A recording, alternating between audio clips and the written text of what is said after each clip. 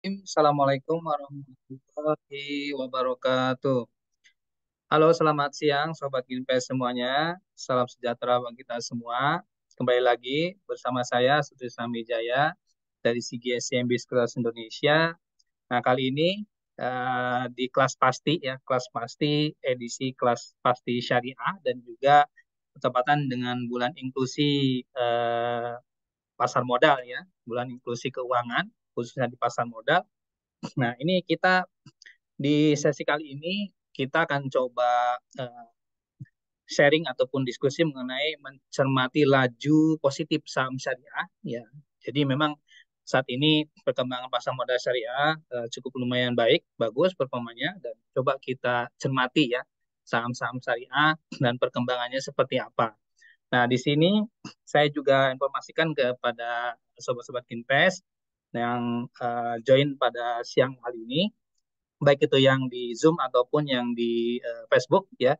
Nanti jika ada pertanyaan seputar materi yang kita akan sampaikan, boleh silakan di kolom Q&A ya ataupun di kolom chat nanti silakan ajukan pertanyaan dan juga mungkin yang nonton live di Facebook silakan komen di kolom komentar ya. Nanti pertanyaannya silakan diajukan. Nah, di sini saya juga informasikan bagi mungkin Sobat Invest ataupun rekan-rekan yang membuka akun saham, ya khusus saham syariah di bulan inklusi ini ataupun sampai bulan Oktober, ini akan ada voucher, ya voucher 100.000 untuk bagi rekan-rekan atau Sobat Invest yang buka akun di bulan Oktober, yang mungkin sisa tinggal hari ini dan besok, ya dan sekarang mungkin bisa memulai ataupun setelah acara ini silakan nanti bisa membuka akunnya dan mendapatkan voucher sebesar 100.000. Dan bagi rekan-rekan semua atau sobat Ginpes yang buka hari ini dan akunnya jadi di esok hari ya itu juga akan mendapat tambahan lagi voucher 100.000 yang akan di top up ke RDN jadi totalnya 200.000. Baik, itu sedikit informasi promo yang kita yang kita tawarkan di bulan inklusi ini.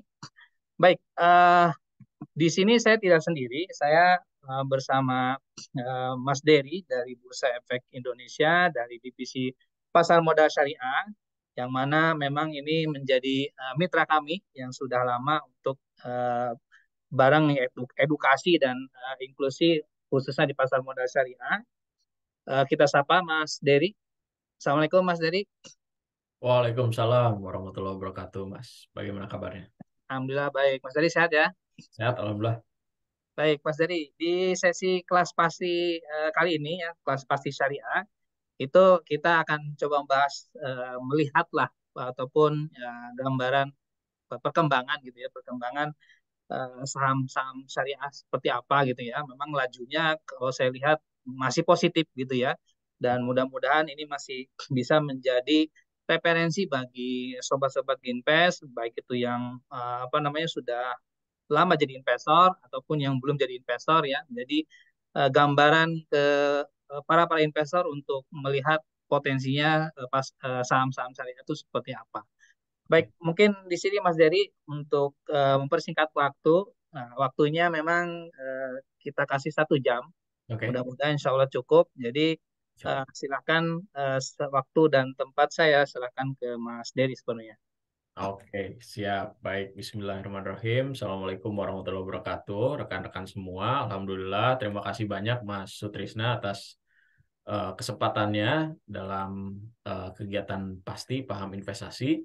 Dan rekan-rekan semua, seperti yang sudah disampaikan sama Mas Sutrisna, ini mungkin adalah akhir dari kegiatan Bulan Inklusi Keuangan. Jadi manfaatkan teman-teman semua kegiatan ini dan nikmati promonya. Karena memang sebenarnya teman-teman, saya selalu percaya sama yang namanya momentum ya teman-teman. Kalau cerita soal momentum, maka kita akan berbicara lebih banyak soal bahwa investasi itu sangat mengutamakan momentum gitu ya.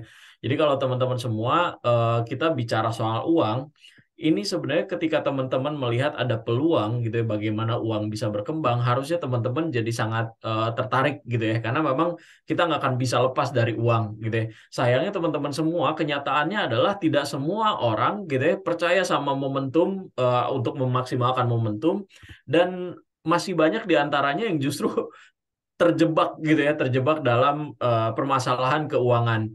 Salah satu permasalahan yang paling sering ditemukan gitu ya, kalau misalnya ngomongin uang gitu ya, itu soal pinjol. Jadi rekan-rekan semua, kalau kita misalnya melihat jumlah investor syariah gitu ya dari tahun ke tahun pasti terus meningkat gitu ya.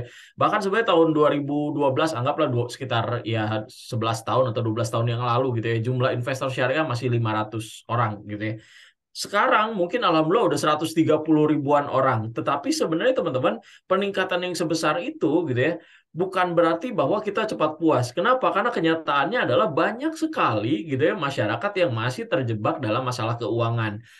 Kebanyakan orang masuk ke pinjol itu biasanya tadi tidak bisa mengelola keuangan dengan baik dan benar. Dan sebagian kecil di antaranya adalah melakukan investasi modalnya dari pinjol. Ini jelas sangat keliru gitu. Jadi teman-teman yang mau memulai investasi tolong gitu ya, bahwa dananya harus dana yang sifatnya memang untuk investasi. Jadi tidak boleh lagi teman-teman melakukan investasi dananya dari pinjol karena bunganya besar dan sebenarnya investasi itu rekan-rekan semua tidak bisa dipastikan.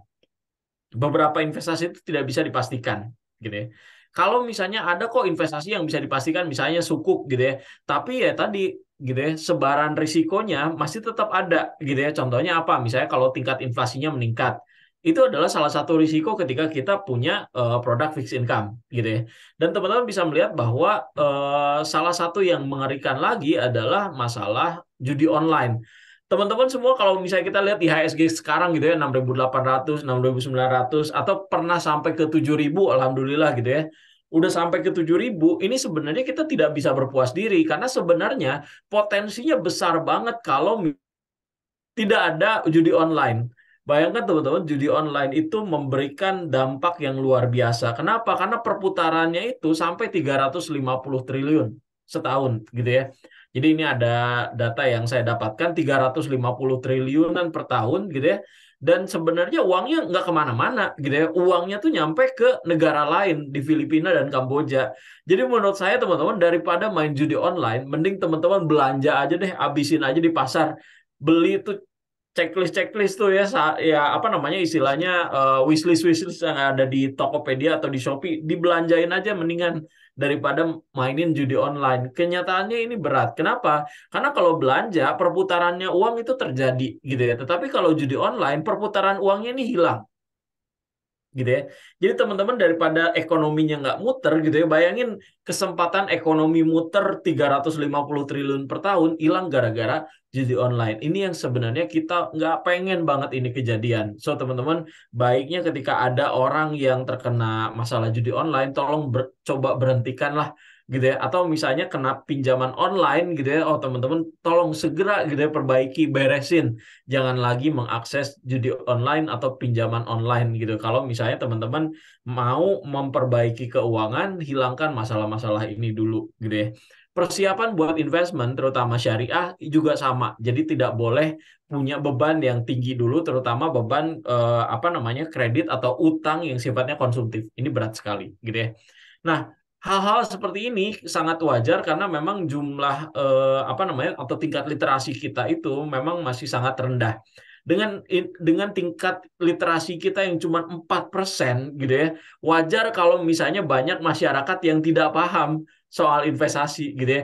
Kita nggak bisa berharap banyak, bahkan untuk tingkat literasi perbankan aja itu masih kurang dari 50%, belum nyampe 50%. Nah, berbeda dengan tingkat inklusinya. Tingkat inklusi perbankan itu 74%, tingkat inklusi di pasar modal 5%. Loh, kok lebih tinggi? Iya.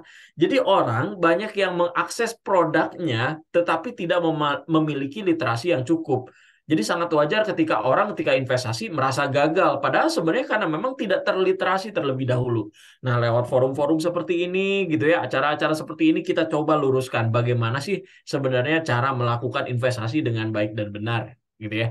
Nah, rekan-rekan semua kita ngajak jadi investor syariah bukan karena ini momentum ya, rekan-rekan semua. Bukan karena ini momentum, wah lagi bulan inklusi keuangan nih, ada promo dari CGS gitu ya. Tapi sebenarnya teman-teman, kita balik lagi bahwa tujuan kita untuk melakukan investasi itu harus jelas. Jadi investasi itu hanya sekedar kendaraannya saja. Ini investasi itu bukan tujuan. Ada justru tujuannya adalah dengan investasi tadi gitu ya. Misalnya teman-teman punya tujuan keuangan. Tujuan keuangan itu apa? Itu tuh adalah tujuan hidup juga. Tujuan teman-teman juga di masa yang akan datang yang berkaitan dengan uang. Nah, ini tiap tiap orang beda-beda. Jangka waktunya bukan hanya berbeda gitu, tetapi kebutuhannya juga pasti berbeda. Kebutuhan saya 3 tahun lagi, 5 tahun lagi pasti berbeda sama Anda gitu ya, sehingga investasi yang akan dipilih juga pasti beda antara saya dengan Anda gitu ya. Makanya teman-teman juga harus tahu gitu ya, tujuan keuangan kita buat apa gitu ya, baru kita mikirin investasi, karena investasi ini adalah kendaraannya. Misalnya tujuan kita ke Bandung pakai apa? Boleh pakai kereta cepat, boleh pakai misalnya mobil sendiri, boleh pakai travel, boleh pakai bis gitu ya. Silahkan. Nah, ini teman-teman itu adalah tujuan. Nah, kendaraannya itu Bandung tuh tujuan, kendaraannya terserah pilih teman-teman yang mana. Oh, saya enaknya ini aja pakai kereta cepat. Oh, dengan berapa menit saya juga udah bisa nyampe Bandung. Silahkan. Oh, saya mau santai aja pakai mobil gitu ya, turun di rest area, makan, minum, santai gitu ya, nyampe juga nggak buru-buru. Itu juga tergantung teman-teman gitu ya. Ada yang nggak mau repot, udahlah pakai travel paling dekat aja. Oke. Aduh, budget mepet nih, kayaknya pakai bis aja dah yang murah 40.000 udah nyampe Bandung. Itu adalah pilihan. Investasi juga sama, ada berbagai macam jenis gitu ya. Tapi yang jelas, investasi itu adalah mengkonversi uang cash yang kita punya, gitu ya, uang cash yang kita punya untuk menjadi aset yang menghasilkan, gitu ya. Nah, teman-teman, aset yang berkembang dan menghasilkan ini, gitu ya, itulah yang hasilnya akan kita gunakan di kemudian hari, gitu ya, untuk memenuhi tujuan keuangan kita. Itu yang namanya investasi. Jadi sederhana sekali teman-teman. Uang cash kita yang sekarang konversi menjadi aset, asetnya berkembang, kemudian kita bisa gunakan untuk kebutuhan kita. Ibu kita tuh sama gitu. Ibu kita tuh udah bener gitu. Ibu saya merasa ibu saya tuh udah bener dalam melakukan investasi. Kenapa? Jadi uang yang terbatas kemudian dia kumpulkan, kemudian dia belikan emas gitu ya. Setiap saya mau masuk sekolah dari SD ke SMP ke SMA biasanya jual emas. SD, SMP, SMA, masuk kuliah, beliau itu jual emas gitu ya. Nah, itu dinamakan dengan investasi juga sama. Kenapa ibu saya nggak pilih saham? Karena memang ya itu tadi gitu ya, zaman dulu nggak semudah itu jadi investor saham. Jangankan zaman ibu zaman saya pun kuliah itu investasi saham itu adalah sesuatu yang relatif susah gitu ya. Kenapa? Buka rekeningnya mahal. Kalau tadi kan buka rekeningnya 100.000, belum lagi ada promo gitu ya. Udah enak gitu, udah gampang. Minimal belinya dulu 500 lembar, sekarang 100 lembar. Udah mau buka rekeningnya gampang, belinya juga cuma minimal 100 lembar saja. Ini sebenarnya jadi sangat memudahkan buat rekan-rekan semua gitu ya. So balik lagi, investasi itu sebenarnya mengkonversi uang kita menjadi aset gitu ya. Nah, teman-teman, asetnya itu ada dua, ada aset di sektor keuangan dan aset di sektor real. Kalau misalnya asetnya berkaitan dengan produk-produk real, misalnya asetnya emas, kontrakan, kos-kosan, sawah, tanah gitu ya, itu adalah investasinya di sektor real. Pak, bagaimana kalau saya sektor perkebunan, Pak? Saya punya kebun jati, Pak. 10 tahun lagi akan menghasilkan. Itu juga investasi, silakan. Itu juga di sektor real, gitu ya. Nah, rekan-rekan semua yang akan kita bahas adalah di sektor keuangan. Nah, di sektor keuangan ini barulah kita bahas gitu ya, saham, sukuk, reksadana. Ini berkaitan dengan aset keuangan gitu ya. Pak, apa yang harus kita pilih? Nah, yang harus kita pilih sebenarnya kita nggak bisa pilih, investasi di sektor real aja, jangan di sektor keuangan. Sebaiknya teman-teman yang namanya bijaksana itu justru mengkombinasikan aset kita, aset di sektor keuangan dan aset di sektor real. Tujuannya buat apa? Ketika kita punya aset di sektor keuangan, maka kita punya yang namanya likuiditas. Jadi teman-teman, kalau semua aset kita di sektor real, ada permasalahan likuiditas di situ. Kenapa? Karena biasanya jual gitu ya, aset di sektor real gitu ya, biasanya tidak semudah di aset keuangan. Makanya rekan-rekan juga harus berpikir bahwa tujuan kita menyimpan uang di sektor keuangan, di aset keuangan, tujuannya adalah membeli aset yang liquid. Makanya jadi salah satu yang penting nih sebelum membeli saham gitu ya, sahamnya liquid atau enggak gitu ya. Liquid itu maksudnya cair apa enggak? Bukan. Likuiditas itu adalah ketika kita mau beli ada yang jual, ketika kita mau jual pasti ada yang beli gitu ya. Nah, itu dinamakan dengan likuiditas. Nah, teman-teman bisa mengukur likuiditas dari saham-saham yang teman-teman beli sebelum teman-teman memutuskan untuk memiliki perusahaan tersebut gitu ya. Nah, jadi teman-teman kalau di aset keuangan gitu ya, ada beberapa jenis aset. Yang pertama adalah ekuitas. Ekuitas yang paling sering kita kenal tentunya adalah saham gitu ya. Saham ini rekan-rekan semua gitu ya adalah bukti kepemilikan. Jadi kalau kita mau beli perusahaan, caranya ya beli sahamnya aja gitu ya. Begitupun sebaliknya. Kita mau gitu ya apa namanya memiliki perusahaan, caranya beliin sahamnya aja dulu gitu ya. Itu kita udah memiliki sebenarnya, walaupun sebenarnya kepemilikannya itu sebenarnya bukan berarti kepemilikannya kita jadi semena-mena gitu ya. Oh, karena saya jadi pemiliknya perusahaan ini, saya datang ke pabriknya terus ambil barangnya. Nggak bisa gitu ya. Kita sebagai pemilik punya keterbatasan juga. Begitupun dengan risikonya. Risikonya juga terbatas. Sebatas dari uang yang kita jadikan untuk investasi. Kita namakan dengan limited risk. Risikonya terbatas gitu ya. Artinya apa? Ketika terus misalnya menambah utang, itu nggak jadi kita jadi utang kita juga, nggak gitu, itu jadi tetap jadi utang perusahaan gitu ya. Kemudian kalau misalnya perusahaan apa namanya bangkrut, bagaimana, apakah kita nanti juga bayar kerugian dan segala macam? Jawabannya enggak gitu. Tanggung jawab kita adalah sebesar uang yang kita setorkan. Kemudian ada yang namanya hutang, ini biasanya obligasi. Nah, rekan-rekan semua, negara bisa menerbitkan obligasi gitu ya teman-teman. Kalau ngelihat ada produk ori gitu ya atau SBN gitu ya, itu adalah produk obligasi gitu ya. Nah, kalau misalnya ada yang namanya SBSN, sukuk gitu ya, itu yang paling kita sering dengar gitu ya. Ini negara bisa menerbitkan juga gitu ya, namanya SBSN atau sukuk retail atau sukuk tabungan gitu ya. Ini boleh kita beli. Bedanya sama hutang apa? Ini walaupun sama-sama produk fixed income gitu ya. Jadi imbal hasilnya itu kan diberikan secara berkala gitu ya.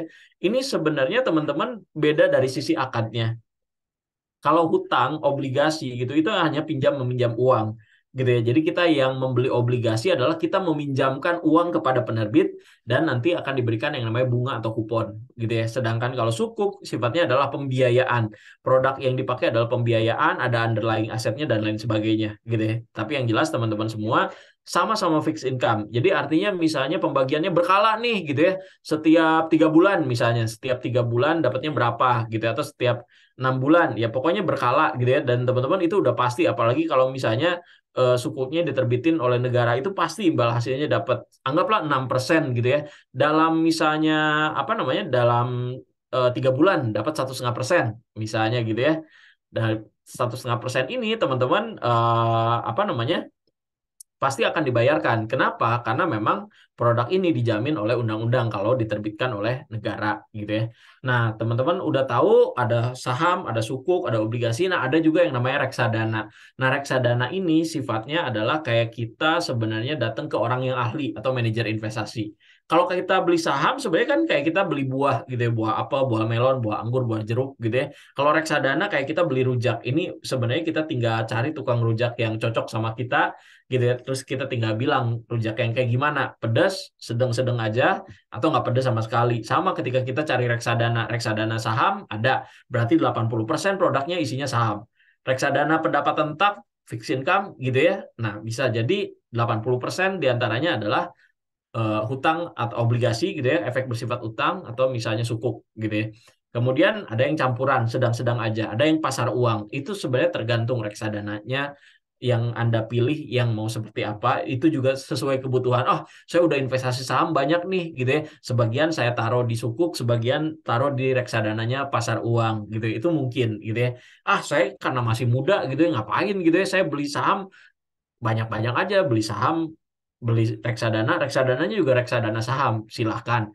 Ah, saya nggak beli sukuk nanti aja. Ini kan kebutuhan buat pensiun kalau sukuk tuh gitu ya. Kalau saya kan masih muda, belinya saham sama reksadana saham. Boleh, silahkan teman-teman sesuaikan gitu ya. Tapi yang jelas teman-teman semua keterlibatan investor walaupun memang terus berkembang, tapi jumlahnya menurut saya masih belum ideal. Proporsi pun menurut saya masih belum ideal. Kenapa? Proporsinya masih 30-an% perempuan, 60% laki-laki. Jadi harapan kami sebenarnya secara demografis, kami pengen banget gitu bahwa investor itu perempuan dan laki-lakinya seimbang, 50%, 50%. Nah, teman-teman, tandanya kita punya keuangan yang baik, kita punya 3 hal ini, punya investasi, punya tabungan, dan punya asuransi. Salah satu nggak ada, pasti berat. Makanya penting bagi kita untuk memahami bahwa 3 hal ini harus tersedia. Pak, saya asuransi kalau misalnya BPJS doang boleh nggak? Boleh, yang penting bayar. gitu ya. Jadi tadi juga pagi-pagi kita nggak ngajak cerita soal asuransi gitu ya. Minimal ada BPJS aja ini udah enak gitu ya. Yang penting bayar. Nah, kemudian fungsi tabungan bukan buat cari keuntungan.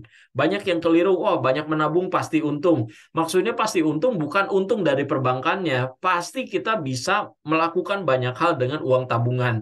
Contohnya apa? Punya dana darurat. Itu yang pertama. Yang kedua adalah cari peluang. Teman-teman semua, orang yang selamat ketika terjadi krisis ya, karena COVID itu kan menyebabkan krisis keuangan ya. Orang yang selamat adalah orang yang punya dana darurat. Ketika dia punya dana darurat, dia punya waktu untuk melakukan adaptasi. Di luar itu, bahwa wah kerjaan saya biasa-biasa aja, mau ada COVID atau nggak COVID, gaji saya tetap gitu ya. Saya juga punya apa namanya dana darurat, nggak kepake dong gitu ya. Ketika pasar saham turun gitu ya, IHSG turun, dia jadi orang yang bahagia. Kenapa? Ini bisa jadi peluang. Kenapa? Banyak perusahaan bagus dijual dengan harga murah. Bayangkan, IHSG itu turun, wah itu bahkan sampai 3.900. Yang tadinya 6.500 jadi 3.900 gitu, udah di bawah 4.000. Berarti rata-rata perusahaan itu bisa turun lebih dari 30%. Kalau dia beli di situ, cari perusahaan yang minus 30% harganya, padahal perusahaannya baik-baik saja, mau ada COVID mau enggak barangnya tetap dipakai gitu ya, dia beli di situ gitu ya, nggak sampai 1 tahun udah balik gitu ya, udah lebih malahan gitu ya. Bahkan ada yang oh saya cerita beli 1 lembar 150 gitu ya, nggak sampai 2 tahun gitu ya, nggak sampai 2022 gitu, 2021 aja itu sebenarnya udah nyampe 2.000-an atau 3.000-an gitu ya. Jadi teman-teman, kita bayangin aja kalau misalnya kita punya dana darurat, bukan berarti hanya untuk dana darurat, tetapi kita juga bisa cari peluang. Kalau misalnya kita udah tahu ilmunya, namanya investasi ya pasti ada risiko, ada untung, ada rugi, itu udah pasti. Kenapa? Karena modelnya memang jual beli. Tapi kalau ketika kita lihat ada perusahaan baik-baik saja, kemudian momentumnya, saya cerita momentum lagi, harganya lagi turun gitu ya, itu sebenarnya teman-teman bisa jadi peluang. Wah, dana darurat saya masukin ke sini dulu sebagian gitu ya. Karena memang ini saya tahu perusahaannya baik-baik saja, perusahaannya bagus gitu ya. Mau kayak gimana pun atau ketika COVID balik lagi pun beres gitu ya, udah selesai pun ini pasti perusahaannya akan balik ke harga normal. Harga normalnya sekitar sekian. Gitu kan teman-teman bisa ngukur, oh dalam 2 tahun 3 tahun terakhir harganya kok sekitar 10 ribuan, kok tiba-tiba pas COVID jadi 7.000 gitu kan. Ini kan teman-teman jadi peluang gitu ya. Kalau saya beli ya jual aja nanti pas 10.000 lagi gitu ya, untungnya udah 3.000 gitu ya dari per lembar itu tadi. Nah, teman-teman, investasi syariah pun sama. Pak, investasi syariah berarti cari untung juga, betul gitu ya. Investasi syariah cari untung. Cari peluangnya sama, modelnya sama, cara analisisnya sama. Yang penting teman-teman paham gitu ya, kapan beli kapan jual, apa yang dibeli apa yang dijual, penting sekali gitu ya. So makanya teman-teman mengingatkan lagi bahwa Bursa Efek Indonesia bayangin aja kayak supermarket gitu ya. Jadi kita sebagai investornya, kemudian ini tadi CGS CIMB Sekuritas sebagai anggota bursanya, kemudian barangnya disebut efek. Makanya Bursa Efek itu adalah barangnya, surat berharganya, saham, sukuk, reksadana, obligasi dan lain sebagainya kita sebut dengan efek. Nah, emiten disebut dengan penerbitnya. Jadi saham perusahaan A ya berarti emitennya adalah perusahaan A gitu ya. Jadi teman-teman bisa jadi paham gitu ya, bahwa kita tuh kayak mall. Bedanya kita cari gitu ya kios yang paling ramai atau kios yang paling laku, dibantu juga sama oleh anggota bursa atau perusahaan sekuritasnya gitu ya. Nah, untuk investasi teman-teman ini harus di bawah OJK. Ini wajib di bawah OJK. Kalau tidak ada pengawasan OJK ini bahaya. Sekarang banyak sekali investasi yang sebenarnya mengatasnamakan, wah ini kita sebenarnya bagus loh karena tidak diawasi OJK. Bagusnya dari mana kalau tidak diawasi OJK gitu ya? Bahwa setiap kegiatan investasi atau pengumpulan dana gitu ya, itu harus di bawah pengawasan OJK. Makanya teman-teman jangan terlena bahwa ketika dia tidak diawasi OJK, maka sebenarnya setengah atau bahkan lebih dari setengah peluang dari investasi tersebut itu tidak menghasilkan. Karena gimana mau menghasilkan gitu ya kalau pengawasannya aja nggak ada gitu ya. Maka teman-teman hati-hati gitu ya. Jangan masuk ke situ dulu gitu ya. Dan tidak bisa disebut layak investasi sebenarnya gitu ya. Jadi kalau teman-teman tanya ke saya gitu ya, to the point, Pak kalau forex gimana gitu ya. Itu bukan investasi kalau menurut saya gitu ya. Nah, kemudian juga teman-teman harus tahu bahwa kita bukan hanya Bursa Efek Indonesia saja, ada ID Clear. Perusahaan ini, KPEI, Clearing Penjaminan Efek Indonesia, gitu ya, ini adalah yang menjamin transaksi kita. Jadi teman-teman tenang, kalau beli sahamnya pasti dapat sahamnya. Kalau jual sahamnya pasti dapat uangnya. Tidak akan pernah gagal gitu. Oh, saya udah jual tapi uangnya nggak nyampe. Nggak akan mungkin. Gitu ya. Setiap teman-teman jual, 2 hari kemudian duitnya pasti nyampe. Bisa kita ambil, bisa kita nikmatin. Gitu ya. Nah, kemudian Kesei. Kesei ini buat nyimpen sahamnya. Sahamnya tuh disimpan di Kesei. Nah, teman-teman seperti kita tahu bahwa beli saham sekarang nggak dapat warkatnya atau kertasnya lagi gitu ya. Kita semua disimpan di rekening supaya aman, tidak hilang, tidak dibawa kabur, tidak akan berkurang sedikit pun. Aman di Kesei gitu ya. Dan ini zaman dulu masih jadul banget gitu ya, investasinya masih susah sekali gitu ya zaman dulu. Mungkin ini zaman orang tua saya gitu ya. Tapi orang tua saya pun agak susah mengakses ini gitu ya karena memang hanya orang-orang tertentu gitu ya. Tetapi pas saya masuk Bursa Efek Indonesia ini udah bisa pakai telepon. Dan harganya itu orang baca itu harga itu di koran. Jadi di koran pagi itu ada harga-harga saham itu yang jadi patokan gitu ya, patokan dia untuk beli. Sekarang nggak perlu lihat koran lagi. Kenapa? Orang beli itu bisa real time. Nanti dijelasin sama Mas Sutrisna bahwa teman-teman nanti ada aplikasi, teman-teman bisa jual beli dan melihat harganya secara real time dan melakukan action secepat yang teman-teman punya. Gitu ya. Nah, ini kalau mau lihat warkat saham bentuknya kayak begini ya, gitu ya. Jadi ini sebenarnya kayak kita beli perusahaan yang sahamnya ada di Bursa Efek Indonesia. Sesederhana itu. Jadi investasi saham syariah adalah beli perusahaan yang sahamnya tercatat di Bursa Efek Indonesia dan tentunya diperbolehkan oleh Majelis Ulama Indonesia, gitu ya. Jadi banyak perusahaan yang ada di Bursa Efek Indonesia ada 890 gitu ya. Hampir 900 itu teman-teman tinggal pilih mana perusahaan yang diperbolehkan atau masuk ke dalam daftar efek syariah gitu ya, teman-teman bisa lihat gitu ya. Nah, teman-teman ini kok perusahaan semen kok masuk syariah gitu ya. Oh, ini sebenarnya teman-teman masuk karena masuk daftar efek syariah ya secara syariah bisa kita beli gitu ya.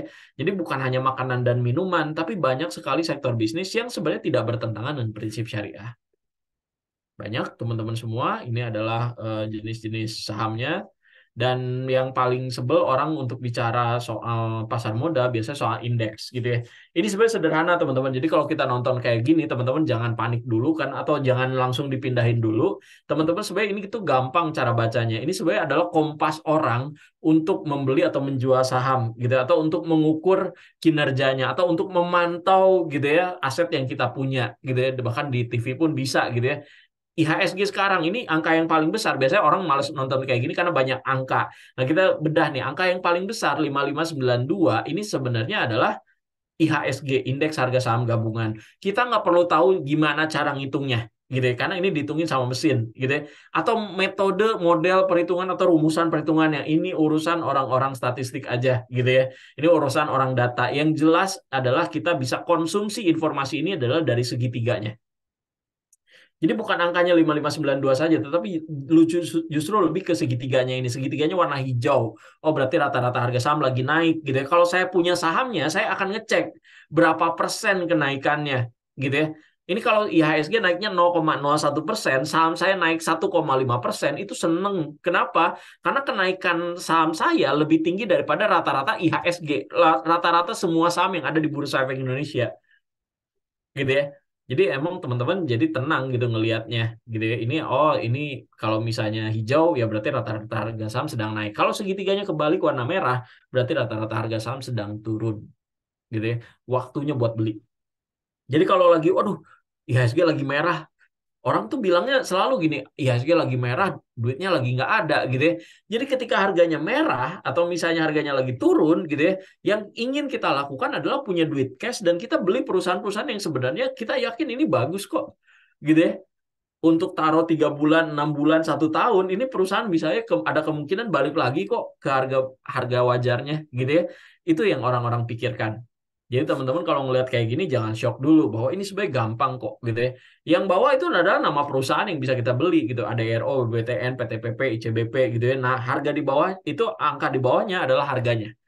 Gitu ya. Itu harga 1 lembar. Nah, kita zaman dulu belinya 500 lembar. Kalau sekarang cukup 100 lembar. Makanya teman-teman dengan harga seperti ini tinggal kali 100 aja kita udah punya sahamnya gitu ya. Jadi sangat sederhana sekali dan teman-teman IHSG dari tahun ke tahun itu peningkatannya alhamdulillah gitu ya.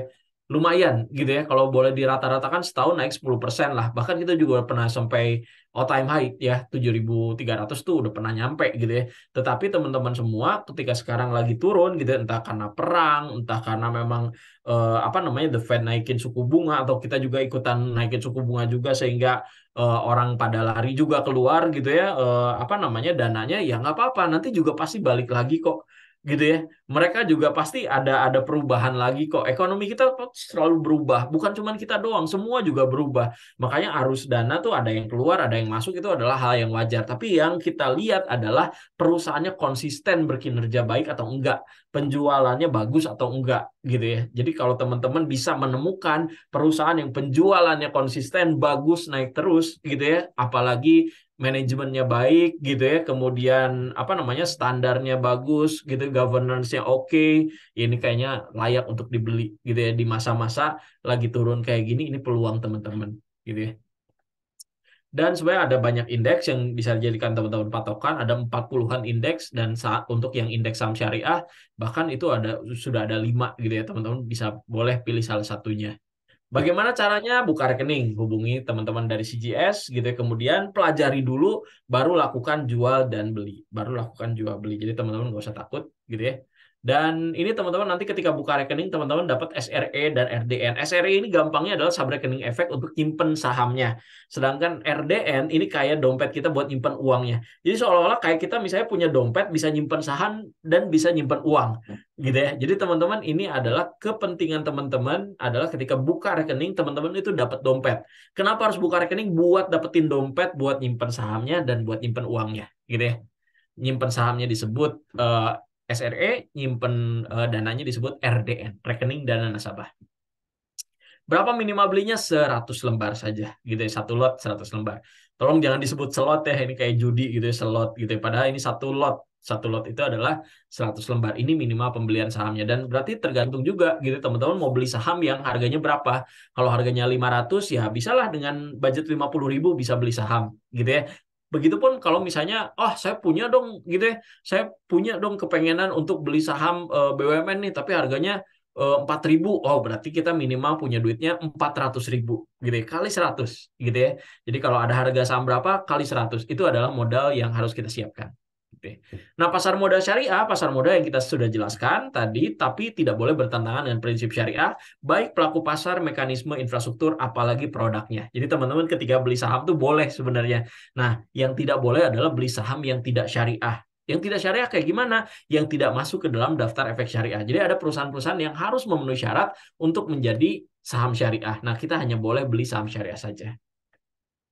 Jadi teman-teman udah tahu bahwa syariah itu adalah peraturan. Jadi kayak tambah peraturan gitu ya, bukan hanya peraturan undang-undang atau peraturan di bursa, tetapi dia juga harus memenuhi syarat-syarat atau misalnya ketentuan para ulama yang ada di Fatwa DSN MUI nomor 80 gitu ya. Jadi teman-teman bisa lihat di Fatwa DSN MUI itu ada apa aja gitu ya, macam-macam gitu ya. Itu harus diikuti. Jadi kayak tambahan peraturan. Jadi sebenarnya kalau boleh dibilang investasi syariah itu lebih peraturannya lebih banyak gitu ya. Nah, kenapa? Ya tujuannya itu tadi supaya teman-teman bisa mengikuti sesuai dengan aturan yang berlaku atau ketentuan yang sesuai atau prinsip-prinsip syariah gitu ya.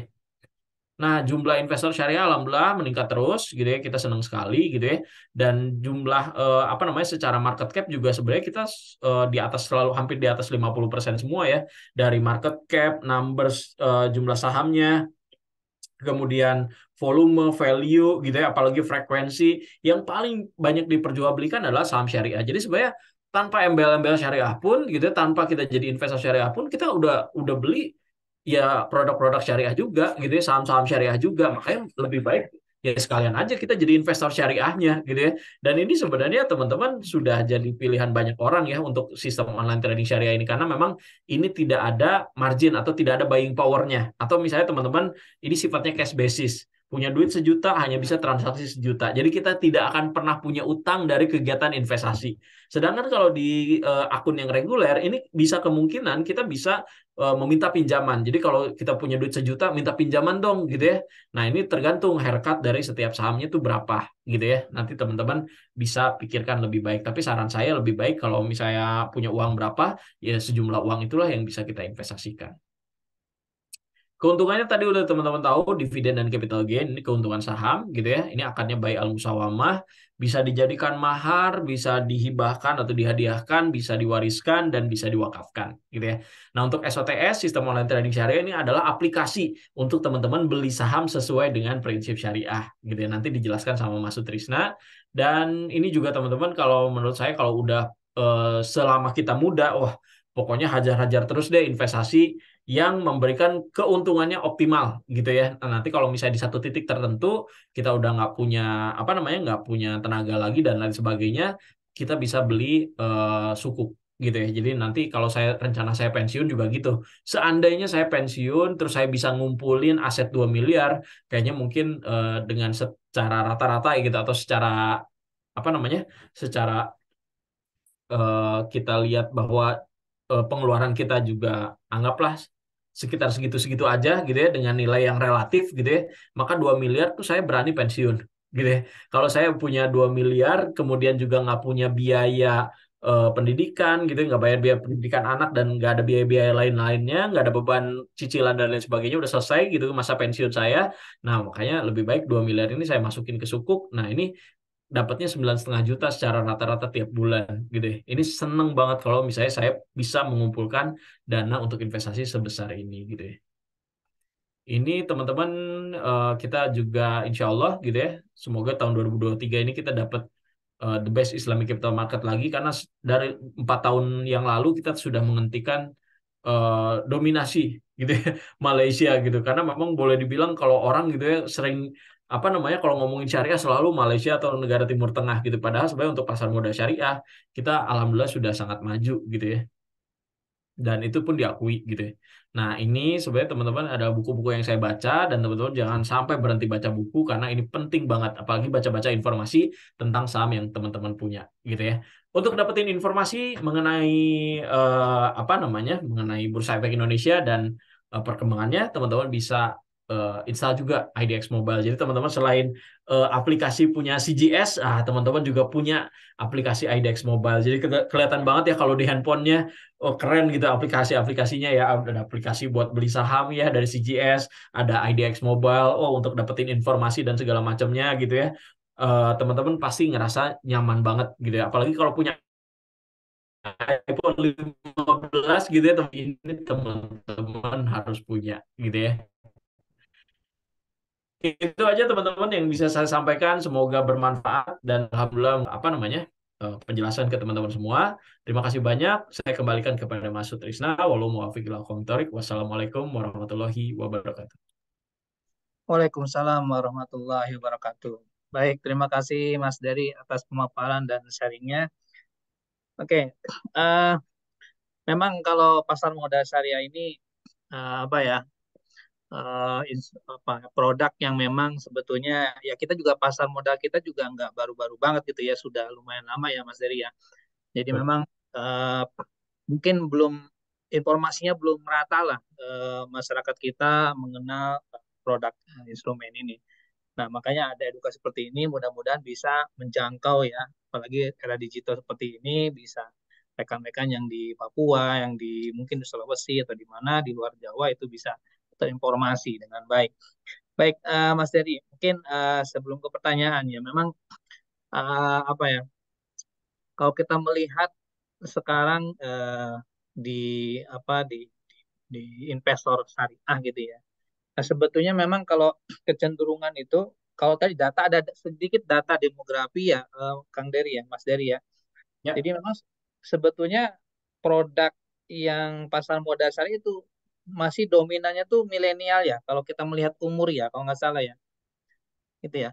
Tapi ini kira-kira kendalanya apa ya bagi mungkin yang di luar apa ya generasi-generasi sebelumnya ya. lah ya, generasi-generasi X ke atas gitu ya, itu kira-kira kendalanya apa ya Mas Dery ya, untuk mereka tuh kayaknya kurang kurang familiar atau belum Ya. tersentuh lah dengan instrumen syariah nih, khususnya saham syariah. Apa kira-kira Mas Hmm. Dery mungkin pernah Yang meneliti gitu di market gitu Mas Dery bursa? yang pernah kelihatan, yang pernah ada kajiannya, ternyata emang untuk yang generasi apa namanya, boleh dibilang generasi kolonial, generasi generasi Y gitu ya, Gen Y atau misalnya teman-teman apa namanya generasi orang tua kita gitu ya, yang apa usianya di atas 40 ini sebenarnya ada juga, cuman tidak banyak. Nah, kenapa? Karena sebenarnya teman-teman satu itu secara kajian itu adalah masalah resistensi gitu ya. Resistensi di sini apa? Kalau generasi 40 yang usianya sudah 40 tahun ke atas gitu ya, biasanya ultra konservatif kita nyebutnya gitu ya. Ultra konservatif itu maksudnya gimana? Mereka sudah merasakan bahwa investasi itu ya emas dan tanah dan kontrakan kos-kosan gitu ya. Jadi hanya untuk itu aja gitu ya. Walaupun memang ada juga gitu ya. Tapi uniknya sebenarnya teman-teman dari jumlah atau dari nilainya ini besar, uangnya udah besar. Jadi walaupun mereka sedikit gitu ya. Walaupun mereka sedikit, tapi kalau misalnya uangnya dijumlahin, ternyata dana yang masuk ke pasar modal itu ukuran usia mereka ya uangnya udah besar ya. Pastilah mereka udah lebih sejahtera, udah lebih kaya. Sedangkan yang di bawah mereka di bawah 40 tahun gitu ya 17 sampai 34 apalagi ya 17 sampai 34 yang masih mengembangkan aset mungkin ya memang secara dananya nggak belum besar juga. Apakah Bursa Efek Indonesia hanya menyasar generasi muda? Jawabannya enggak gitu ya. Karena memang kita sempat juga Mas Trisna kerjasama untuk yang masuk ke masa pensiun, persiapan pensiun atau MPP gitu ya. Nah, ini sebenarnya mereka nggak cocok sama online trading. Jadi kalau Oh, misalnya oke. Mas Trisna ada gitu ya apa service yang full gitu ya. Mereka Hmm. tuh taunya saya pengen beli saham ini gitu. Jadi pakai telepon gitu ya. Walaupun mereka tuh handphonenya lebih lebih bagus dari kita-kita gitu ya. Wah, iPhone-nya juga iPhone 14 gitu ya. Kalau dari dandanan mah oh, udah Nexus paling the best lah kan. Tapi kalau misalnya mereka disuruh pakai online trading, mereka nggak cocok gitu ya. Nah, beda sama yang generasi yang di bawahnya gitu ya. Jadi generasi yang muda di bawah 40 tahun, apalagi yang dari mahasiswa gitu ya. Ini mereka nggak mau pakai telepon gitu ya. Ini aplikasinya kayak gimana, downloadnya kayak gimana gitu, fiturnya apa aja gitu ya. Mereka udah nanya kayak begitu, sedangkan yang tua nggak nanya kayak begitu. Pokoknya ada yang bantuin saya atau enggak gitu. Ya.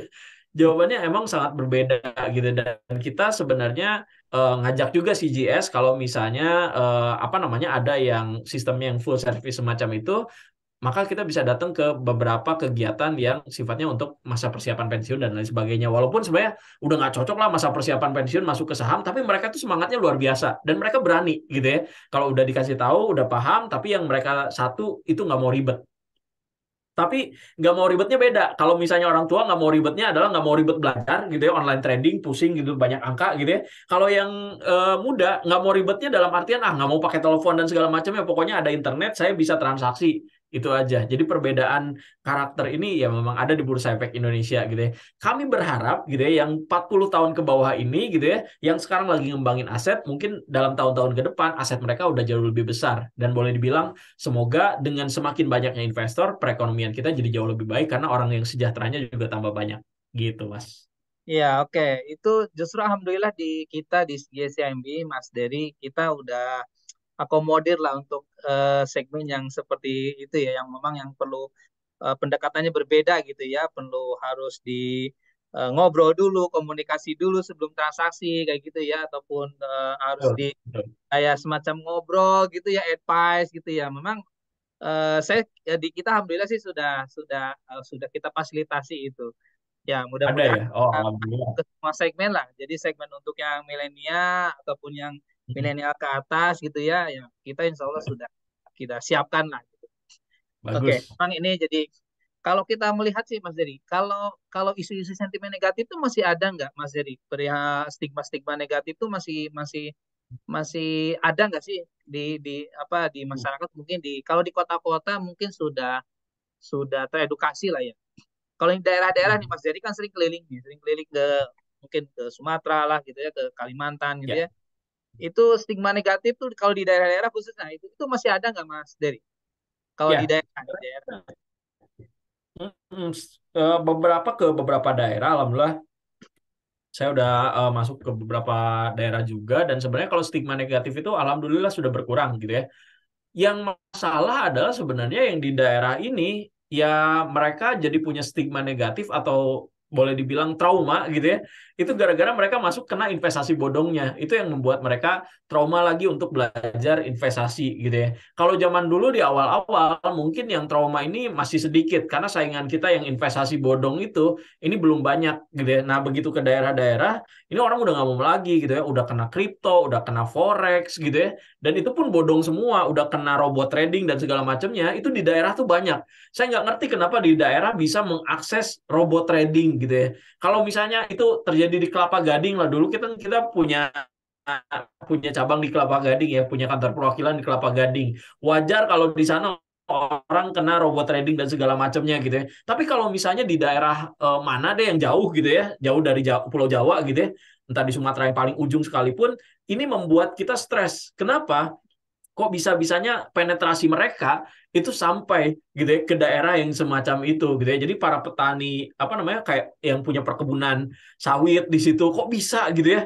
Mereka kena masalah robot trading gitu. Ini bagaimana ceritanya? Jadi sebenarnya teman-teman gitu ya, kalau memang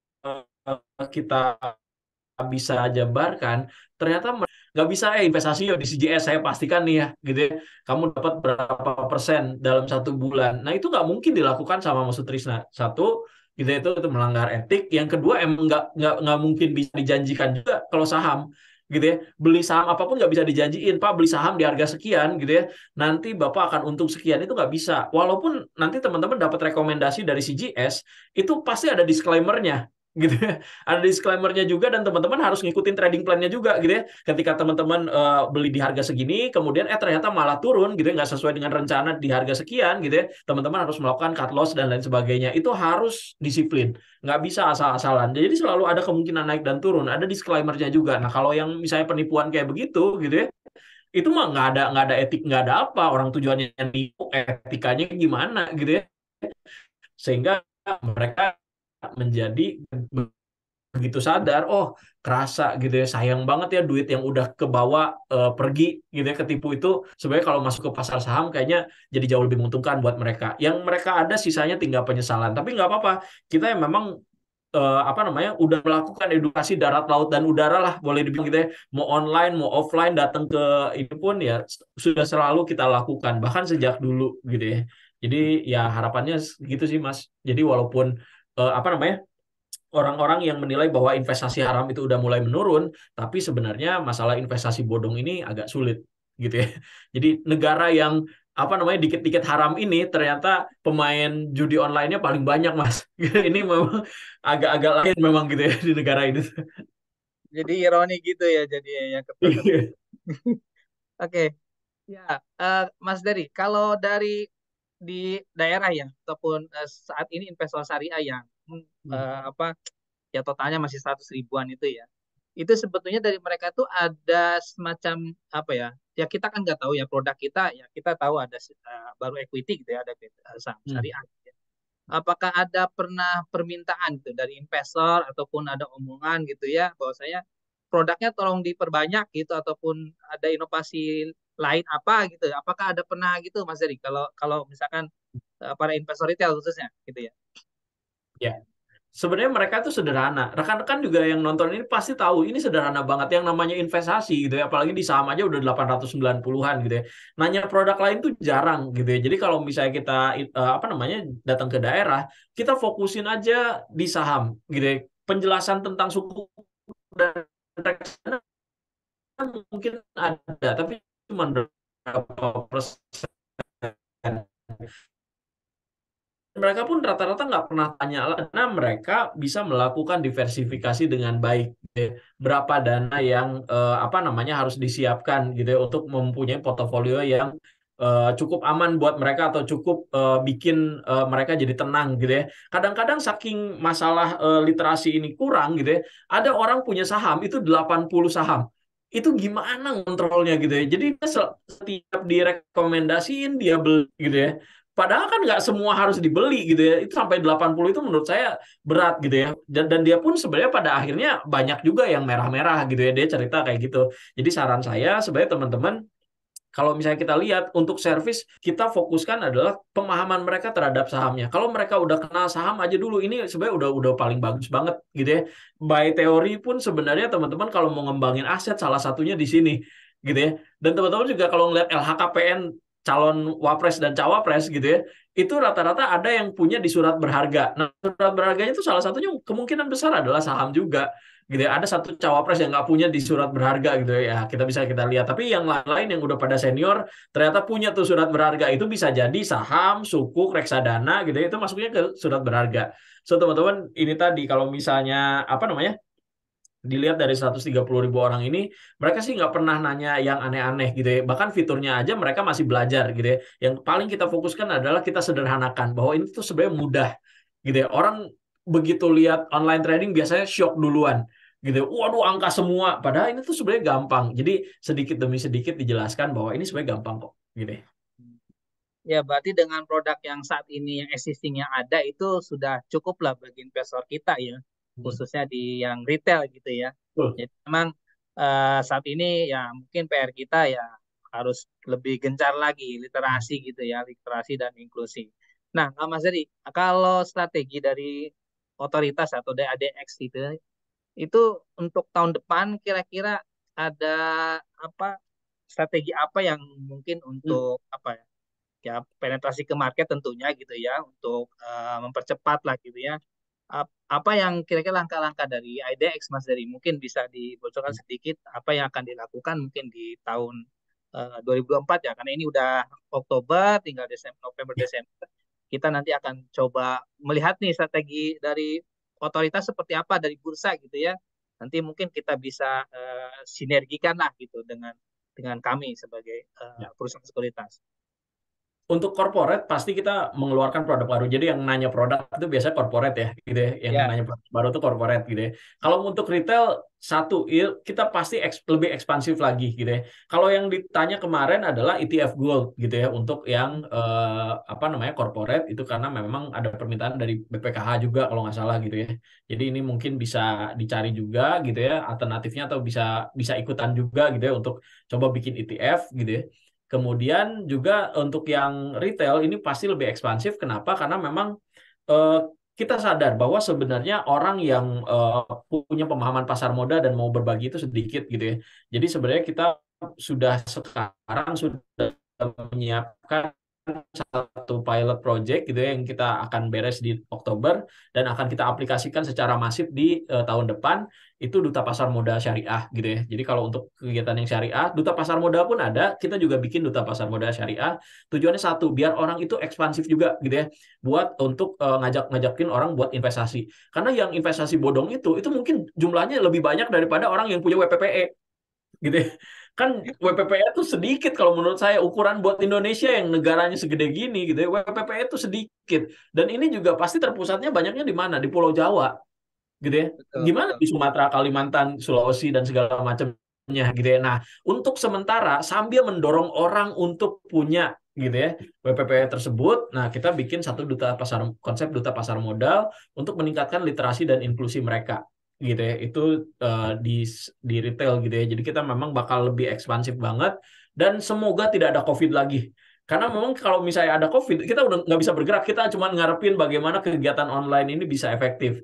Tapi ternyata gitu ya, setelah ada COVID, bukan cuman membuat kita jadi berpikir, tapi kita juga mengoptimalkan apa yang bisa kita lakukan gitu ya dalam kegiatan online gitu ya. Nah, ini adalah sebenarnya kegiatan seperti ini adalah berkah gitu ya dari kejadian COVID yang sangat memilukan gitu. Tapi alhamdulillahnya kita jadi terbiasa dengan hal seperti ini dan memang ada juga segmentasi orang yang nggak pengen ribet. Ngapain saya harus datang kegiatan offline kalau saya bisa dengerin kayak gini aja, bisa nanya-nanya, bisa bisa buka rekening juga online gitu. Ngapain saya harus datang offline gitu ya.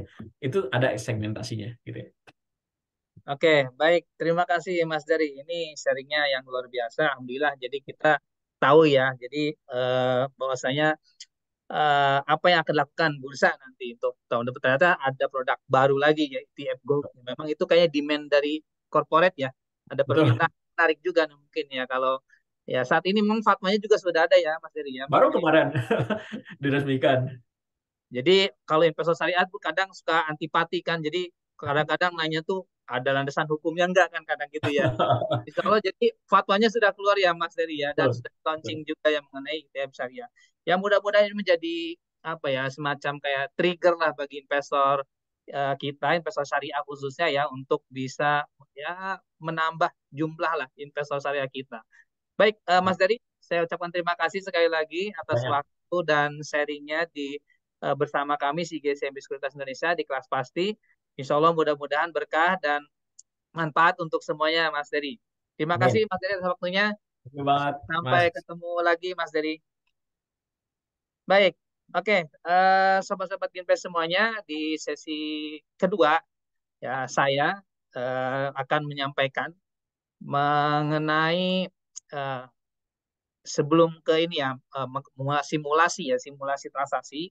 Saya akan coba share sedikit mengenai gambaran lah kinerja ya, kinerja indeks saham syariah kita sebetulnya sudah seberapa bagus lah gitu ya.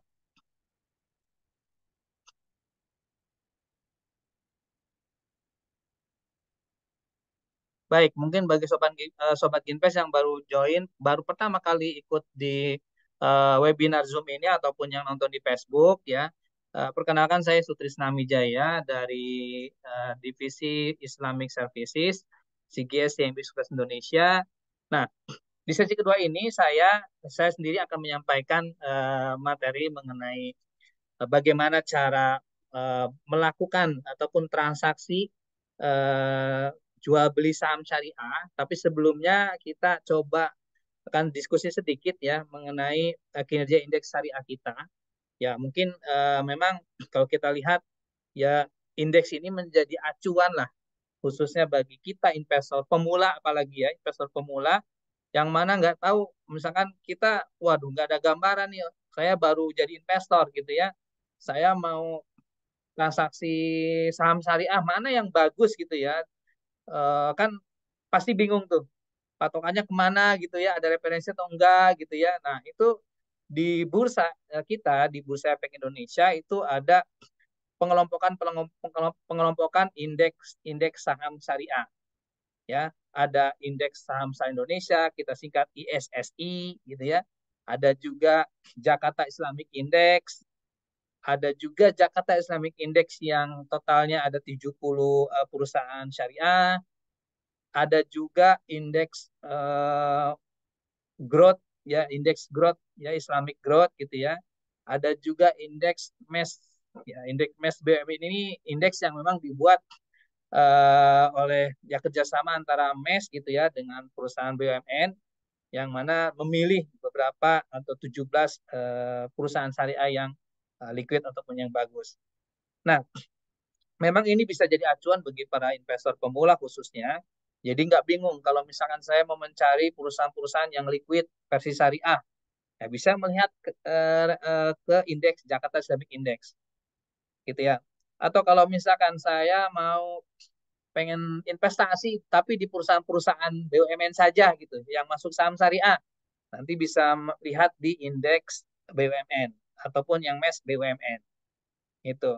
Atau kalau misalkan saya pengen ya karena saya dananya besar gitu ya, saya pengen yang lebih banyak lagi gitu ya coverannya ya kita bisa melihat di indeks saham syariah Indonesia yang mana ISS ini adalah representatif keseluruhan dari perusahaan-perusahaan syariah yang ada di Bursa Efek Indonesia. Nah, kalau sekilas melihat kinerjanya ya ini dari ISSI ya kita tarik dari 2011 karena memang launchingnya indeks ini tuh di 2011 ya di 2011 ini ya mungkin ini menjadi apa ya awal perusahaan-perusahaan itu perusahaan-perusahaan semakin banyak perusahaan-perusahaan syariah di bursa kita. Karena dulu kan keterbatas sekali. Ada JII hanya 30 saham saja gitu ya yang liquid yang bagus. Sedangkan masih banyak perusahaan-perusahaan yang masuk dalam kategori saham syariah. Nah, dibuatlah ISSI jadi semakin banyak perusahaannya gitu ya. Yang totalnya mungkin sampai saat ini gitu ya, itu sudah hampir 60% ya 60 persenan lah dari saham-saham atau perusahaan-perusahaan yang ada di bursa. Di bursa saat ini mungkin ada 800 something gitu ya. 60%-nya sudah masuk di ISSI atau Indeks Saham Syariah Indonesia. Kalau mau melihat, kalau kita lihat ya dari 2011 sampai ke September tanggal 29 September gitu ya, itu ISSI itu apa ya, membukukan return gitu ya, ataupun mencetak return imbal hasil gitu ya, kurang lebih 77%. Ini indeksnya. Berarti itu mencerminkan ya dari seluruh saham-saham syariah yang mana mungkin ya mayoritas itu kinerjanya bagus ataupun secara performa perubahan harganya itu bagus gitu ya. Nah, di sini cuma contoh-contoh beberapa perusahaan. Ya ini perusahaannya memang saya maaf nih saya nggak tuliskan nama PT-nya tapi saya singkat kodenya karena ini saya ngambilnya dari Bloomberg Terminal. Ada DCI, ada TCPI, ada PANI, ada CPI, TMAA sini ya. Ini sebetulnya kalau dia udah jadi investor pasti akan tahu, nanti bisa lihat di bursa ya ataupun di platform iTrade Syariah. Ini adalah contoh 55 saham, mungkin kurang familiar di perusahaan di investor-investor existing khususnya ataupun yang mungkin bagi pemula pun sekalipun gitu. Ini kadang ini perusahaannya apa ya gitu ya gitu. Nah, ini 5 perusahaan ini yang memang secara dari 2011 itu ya performanya cukup lumayan bagus. Ngasih imbal hasil returnnya tuh udah ribuan persen gitu ya. Jadi ini termasuk yang top 5-nya lah gitu. Walaupun sebetulnya di ISS ini juga banyak perusahaan-perusahaan yang mungkin lebih familiar gitu ya. Ada semacam Telkom gitu ya. Nah, ini saya kelompokkan berdasarkan indeksnya. Jadi saya coba tarik dan beberapa saham contoh yang memang membukukan hasilnya returnnya paling tinggi gitu ya. Nah, kalau kita melihat dari JII 70 ya, kalau JI 70 ini justru indeksnya selama dari 2018 karena juga launchingnya di 2018 sampai September tanggal 29 September 2023 itu minus returnnya. Ya, jadi minus 12,03%. Ya, bukan berarti semua kinerja yang masuk di Jakarta Islamic Index 70 ini minus semua atau turun semua, enggak. Nah, ini contohnya ada 5 saham juga yang memang walaupun indeksnya itu minus tapi apa ya mencetak return yang cukup lumayan besar, bahkan di atas ratusan persen gitu ya. Bahkan kalau kita lihat film ada kode saham FILM gitu ya, film itu hampir 1000-an% returnnya gitu ya. Nah, bagi yang indeks berikutnya ya, di sini ada indeks Jakarta Islamic Index. Itu juga kita lihat dari 2000 tahun 2000 karena memang ini launchingnya di tahun 2000 ya sampai September 2023 itu returnnya kurang lebih di kisaran 600 persenan ya. Nah, ini contoh ada 5 saham yang memang yang termasuk yang bagus di JI gitu ya. Ada AKR, ada Akra, ada Cepin, ada NTR, KLBF, dan BRPT. Ini harga yang di bawah 50 ini karena udah di-adjust, ada stock split beberapa kali ya. Itu jadi ke angka, kalau di Bloomberg Terminal itu udah ke-adjust sendiri, jadi udah otomatis di situ angkanya udah berdasarkan stock split. Jadi makanya di situ kok ada angka yang di bawah Rp50. Seperti kita tahu, harga di market kan Rp50 per lembar ya, minimumnya. Nah, melihat indeks JI itu performa cukup bagus, positif gitu ya. Dan itu contoh saham-sahamnya. Kalau kita melihat indeks BUMN yang 17 ini justru minus dari sejak di launching tahun 2021 gitu ya sampai 2023 itu returnnya minus 18,38%. Tapi ada 5 saham yang memang di sini yang membukukan returnnya cukup baik lah selama ada di indeks ini atau di indeks MES BUMN ini. Ya, ada saham IPCC, ada saham Elsa, ada saham Telkom, ada PTBA, ada Pegas. Dan di indeks Syariah Growth ya, ini kalau kita lihat dari 2022 gitu ya, 31 Oktober 2022 sampai September 2023 itu returnnya minus juga, minus 11,43%. Tapi di sini ada 5 saham yang membukukan returnnya cukup lumayan bagus gitu ya, cukup lumayan bagus ya di atas puluhan persen ya. Ada saham MAPI, ada saham ISAT, ada saham BRMS, ada saham ICBP, ada saham MYOR. Ya, ini saham-saham yang masuk di IDX High Up Growth yang mana kinerjanya cukup lumayan walaupun indeksnya minus gitu ya.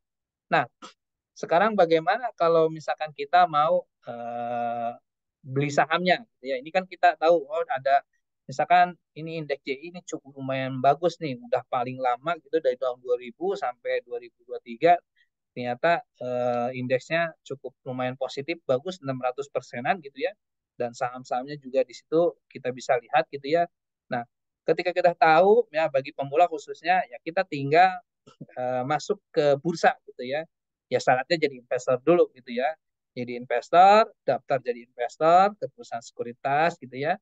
Setelah itu baru bisa melakukan pembelian saham gitu ya.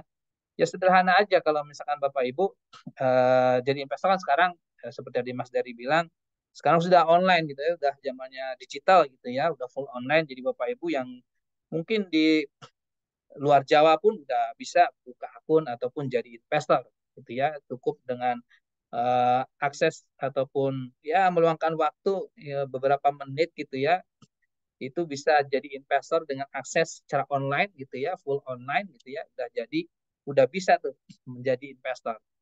Nah, setelah jadi investor ya Bapak Ibu nanti bisa akses ke bursa ya, atau sobat-sobat invest bisa masuk ke bursa untuk melakukan transaksi. Ya, ini saya coba tampilkan eh, contoh ya, contoh eh, platform kita iTrade Syariah ya, namanya iTrade Syariah. Oke. iTrade Syariah di sini nanti Bapak Ibu bagi investor pemula nanti akan dapat yang namanya user ID, ada password, ada PIN, ada nomor SID ya, tinggal investor identity-nya, juga nomor rekening investor dan semua itu akan dapat ya, akan dibuatkan oleh perusahaan sekuritas gitu ya. Nah, setelah kita apa namanya terima user ID itu adalah kunci untuk nanti Bapak Ibu bisa masuk ke bursa, melihat pergerakan harga saham ataupun bisa melihat saham-saham apa aja sih yang harga-harganya lagi bagus gitu ya. Kita masukkan dulu passwordnya.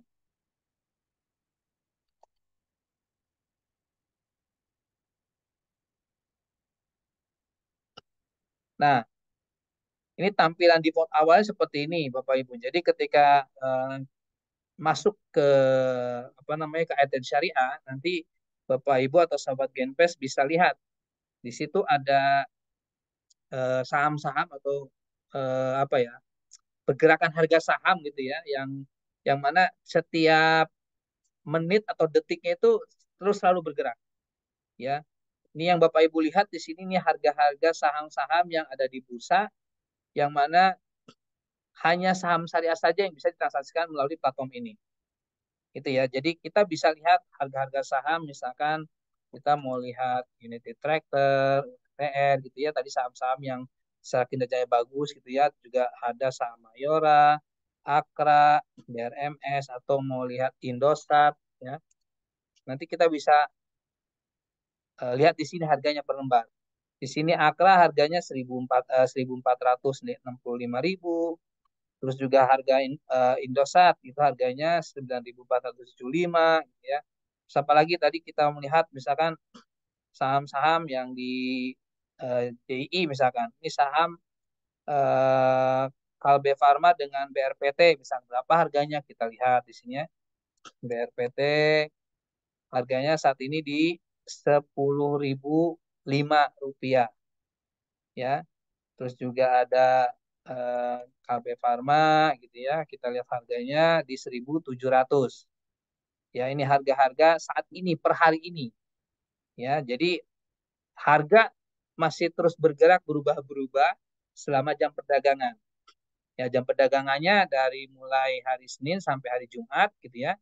Hari Sabtu, Minggu tidak ada perdagangan, tutup dan hanya terbagi dua sesi. Sesi pertama pagi jam 9 ya, dan nanti akan ditutup di sesi kedua itu jam 4.15 menit. Jadi jam perdagangannya dibatasin. Jadi nggak bisa kita transaksi jual beli saham di malam hari. Ya, bursanya tutup gitu ya. Jadi kita bisa melakukan transaksi jual beli ini hanya di hari Senin sampai Jumat dan hanya di dua sesi ya. Jam 9 mulai pagi ya, mulai startnya dari mulai jam 9 perdagangan nanti akan ditutup di sore hari jam 4.15 menit. Oke.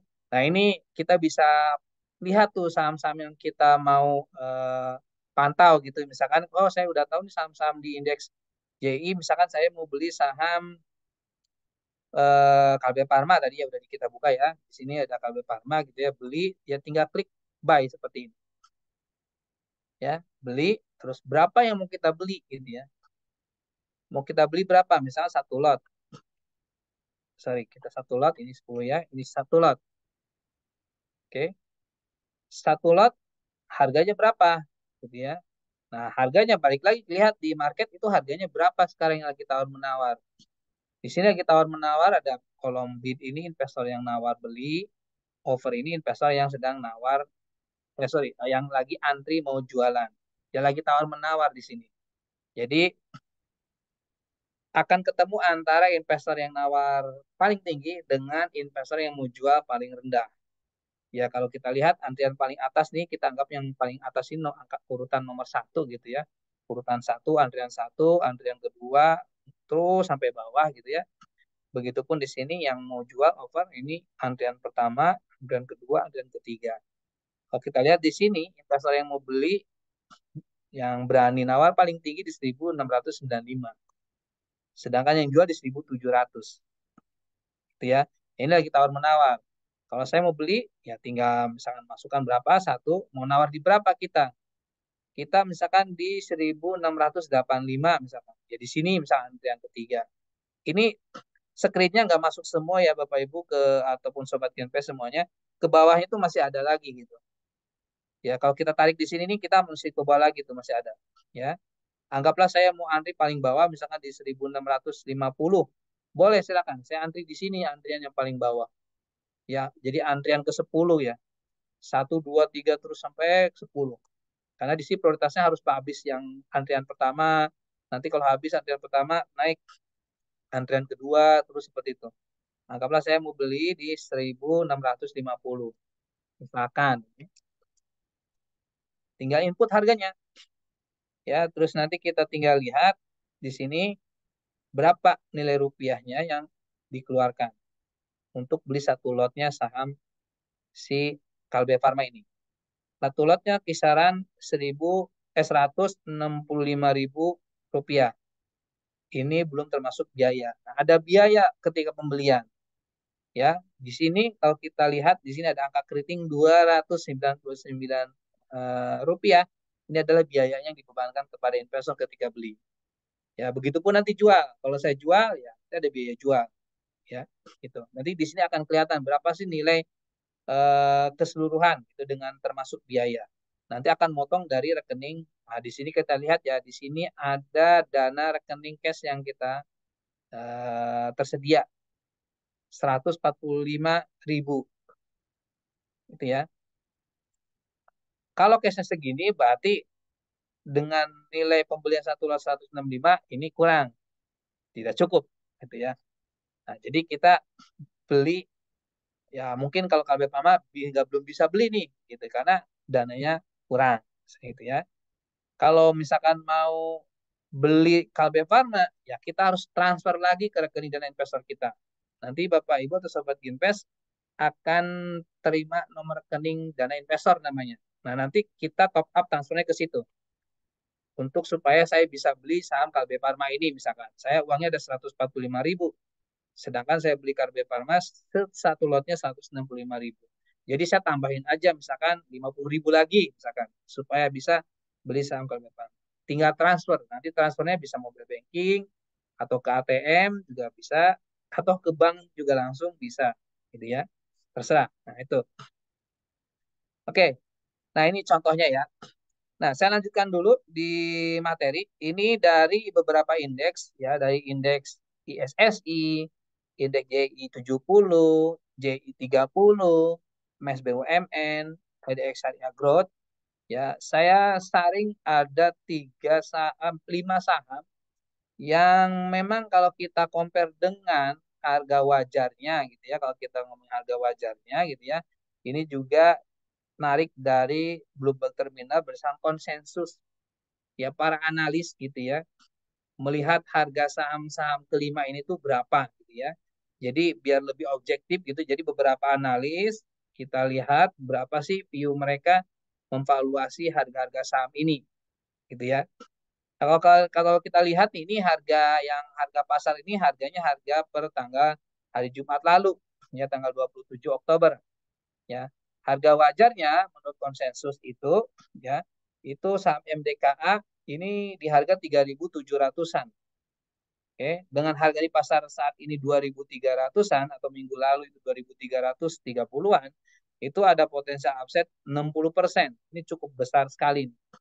Ada ICBP, ini Indofood, sukses Indofood CBP Sukses Makmur. Harga di pasarnya saat ini 10 ribuan, 10.500-an. Harga wajarnya 13 ribuan. Ya, jadi ada potensi upside kurang lebih 30%. Ini juga cukup menarik. Telkom juga harga di pasarnya saat ini atau minggu lalu gitu ya, di kisaran 3.500-an ya, sedangkan harga wajarnya di 4.500-an ya, kurang lebih ada 31% ya potensi upside-nya. United Tractor UNTR di 25.000 harga pasar dan harga wajarnya tinggi sekali 32.000. Ini kurang lebih ada 25% potensi upside-nya. Ada satu lagi Mayora ya. Ini harga wajarnya 3.200 ya, sedangkan harga pasarnya per Jumat kemarin itu di 2.600-an. Ada potensi upside kurang lebih 21%.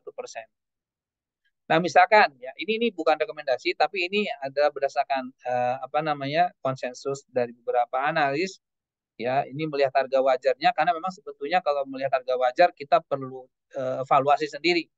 Ya, kita evaluasi harganya gitu ya biar lebih lebih apa ya, lebih yakin, lebih puas lah gitu ya. Tapi kalau kita keterbatasan informasi, keterbatasan wawasan, kita teori-teoriknya gitu ya, ya mungkin bisa cukup dengan berdasarkan target konsensus gitu ya, karena mereka pun melakukan valuasi dengan pendekatan-pendekatan yang mungkin dengan asumsi-asumsi yang berbeda-beda gitu ya. Jadi kita investor retail khusus yang pemula ya bisa tinggal lihat saja di sini. Oh, harganya 3.700-an ternyata MDKA misalkan. Oh, sekarang saya lihat di market misalkan ya. Saat ini harganya berapa sih gitu kan? Kita lihat MDKA. Nah, MDKA harganya di 2.300-an, 2.330-an ya. Berarti kan masih cukup menarik gitu ya. Karena harga wajarnya 3.700. Karena memang secara teori harga pasar itu akan cenderung mendekati harga wajar ya. Jadi dengan harganya masih di 2.300, ada potensi kenaikan ke harga 3.700. Itu setara nanti ada mendapatkan potensial upside-nya ya, atau capital gain-nya kurang lebih di 60%-an. Nah, nanti tinggal kita ke platform gitu ya. Kita tinggal ke platform, tinggal klik buy gitu ya. Masukkan berapa lot yang mau kita beli, misalnya satu lot, oke. Di harga berapa belinya? Misalkan di harga, ya saya mau nawar, ya silakan nawar gitu ya. Saya anggaplah mau antrian ke 10 gitu ya. Antrian 10 di sini ada di harga 2.240 gitu ya. Silakan di sini di input 2.240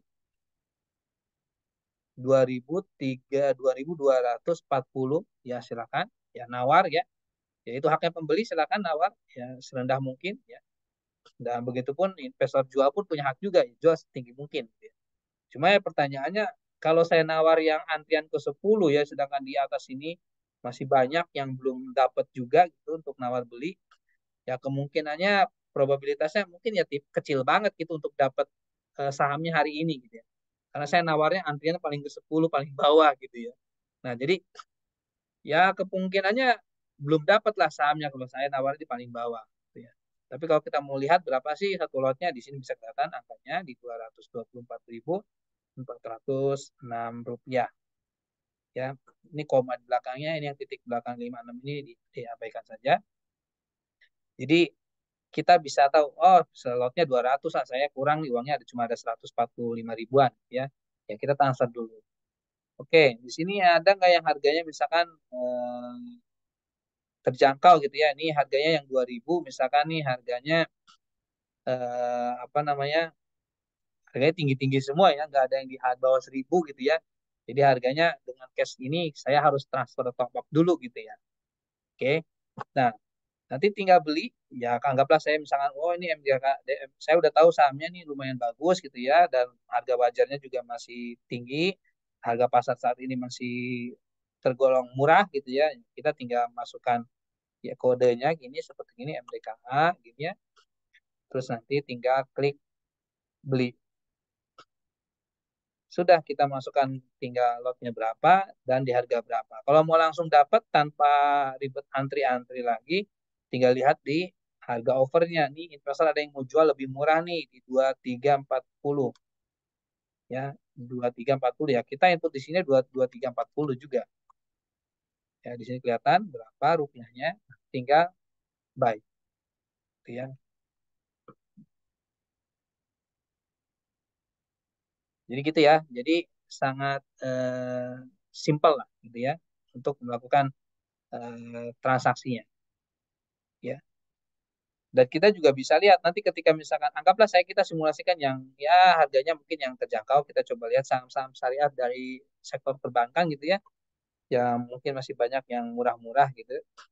Kita coba lihat saham eh, PNBS gitu ya. Nah, PNBS di sini harganya 56 rupiah gitu ya. Ini sangat murah sekali gitu ya. Jadi kalau kita mau beli, tinggal kita klik buy gitu ya. Beli misalnya satu lot ya. Terus di harga berapa misal itu ya.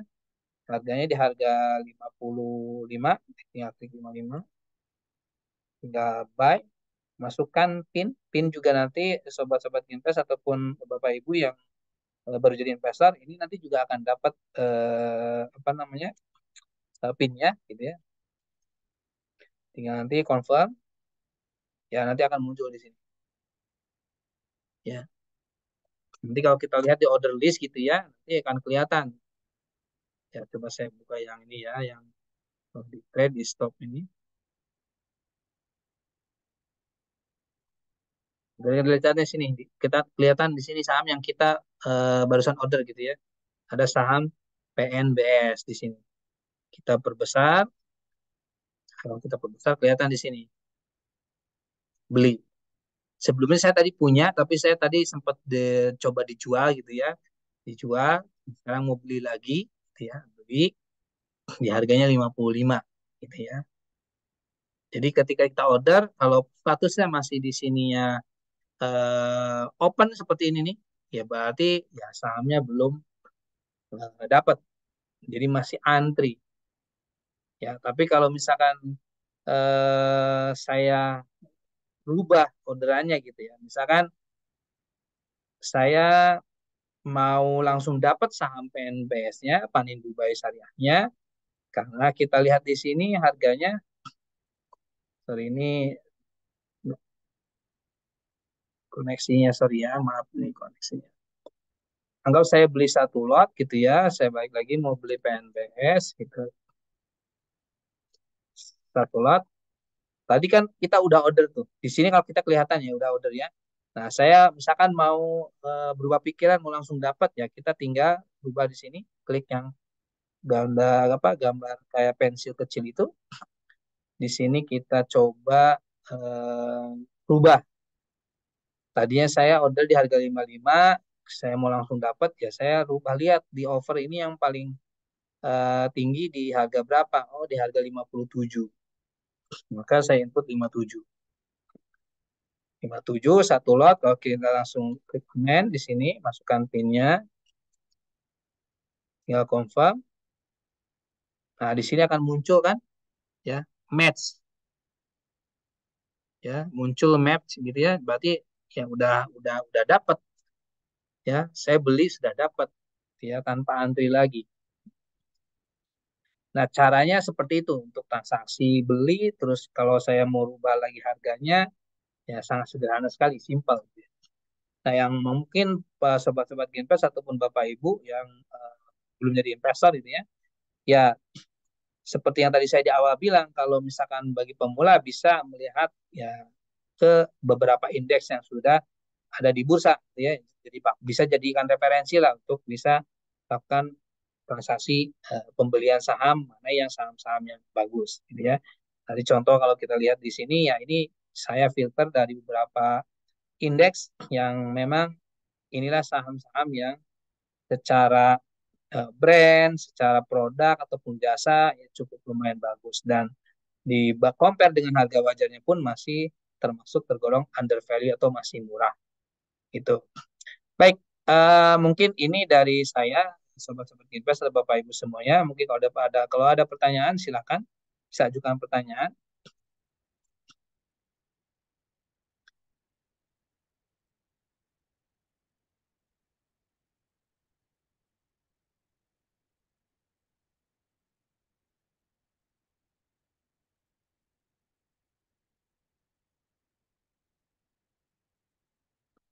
Silakan mungkin yang live di Facebook mungkin kalau ada pertanyaan juga silakan tinggal komen saja.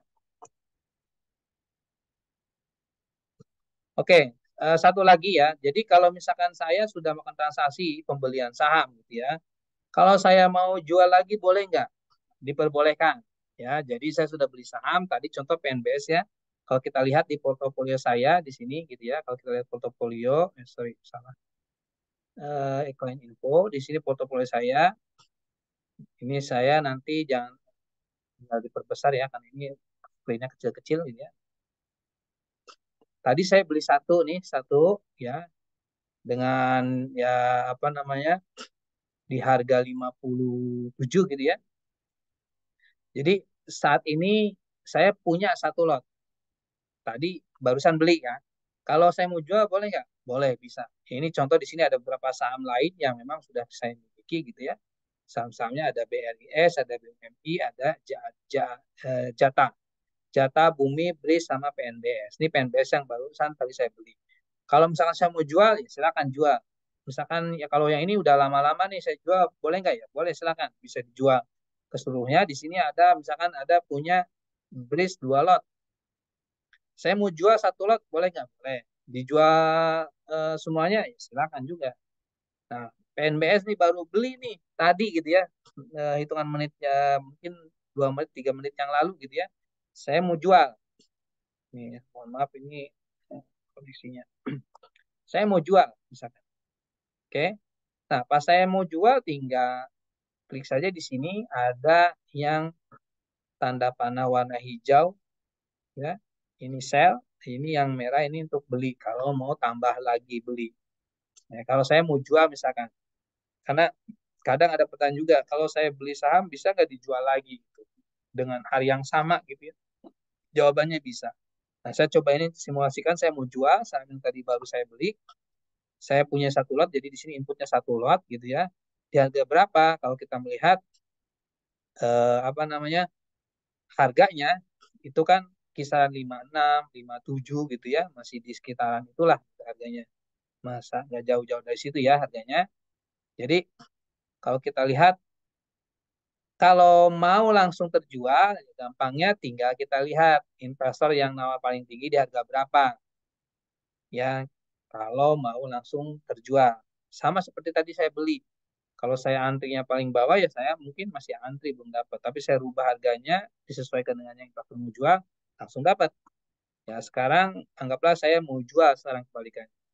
Mau jual, kita lihat harga di marketnya. Misalkan harganya 57 sorry 56 yang nawar paling tinggi. Saya inputnya di sini ya misalkan mau jual saya rubah dulu jual di 56 ya jual, masukkan PIN.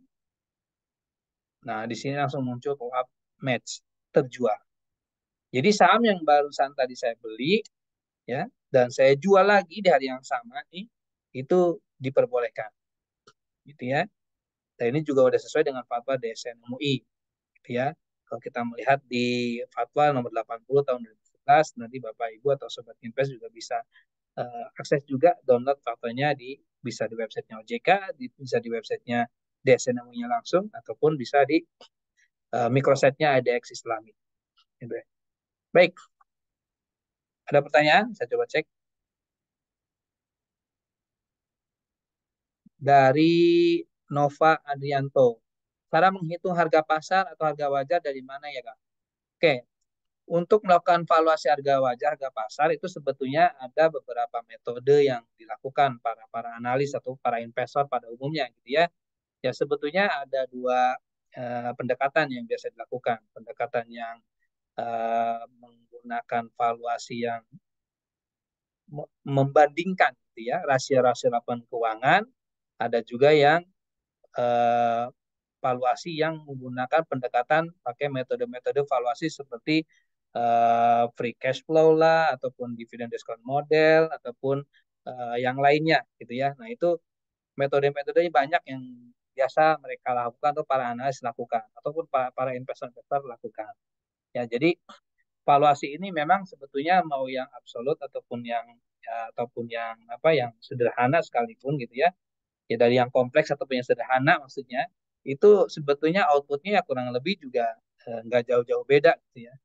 Jadi hampir hampir kurang lebih sama lah, nggak jauh-jauh. Misalkan kalau mau yang pendekatan pakai yang lebih kompleks itu ya, dengan yang memang pendekatan valuasinya sederhana dengan menggunakan rasio-rasio gitu ya, pendekatan laba bersih atau pendekatan nilai buku gitu ya, nanti di compare dengan harga, ya harganya nanti valuasinya kisaran berapa harganya ya, itu sebetulnya hasil akhir outputnya itu kurang lebih ya mungkin nggak jauh-jauh amat gitu. Jadi kalau bagi investor pemula ya mungkin bisa langsung tanyakan ke perusahaan sekuritasnya kalau pengen langsung shortcutnya gitu ya. Tapi kalau kita memvaluasi ya bisa belajar juga, bisa dipelajari, bisa gitu ya dengan metode-metode yang mungkin banyak dilakukan oleh para analis. Ya seperti itu ya jawaban dari saya.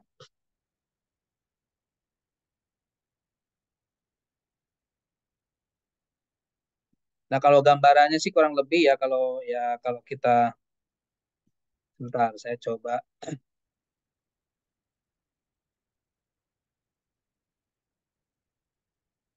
Nih kalau saya lihat di sini ya, kalau ini contoh aja ya, contoh yang kalau ini pakai konsep yang memang sederhana ya sebetulnya yang pakai metode yang multiple atau sederhana gitu ya bandingkan rasio-rasio gitu ya ataupun yang ya mungkin investor pemula biasanya melakukan ini juga cukup ya lumayan bagus lah untuk bagi pemula. Jadi nggak usah pakai yang absolut, yang ribet-ribet gitu ya, pakai DCF lah atau pakai DDM gitu ya, dividend discount model ataupun yang lainnya gitu ya. Ya karena hasilnya pun sama-sama saja gitu ya. Jadi cukup sederhana gitu ya. Sederhana tapi eh, outputnya kurang lebih sama gitu ya. Nah, contoh di sini saya pernah bandingin juga gitu ya. Ya kurang lebih ya memang outputnya dengan kalau kita compare dengan yang konsensus pun ya kurang lebih eh, hampir sama gitu kan. Itu harga-harga wajarnya. Nah, jadi itu mungkin sedikit apa namanya jawaban dari saya. Mudah-mudahan menjawab ya. Karena saya nggak bakal bahas valuasinya karena waktunya tidak cukup. Karena memang pembahasannya berbeda, gitu ya. Tapi kurang lebih gambarnya seperti itu. Ya, kalau mau belajar valuasi bisa dipelajari bisa.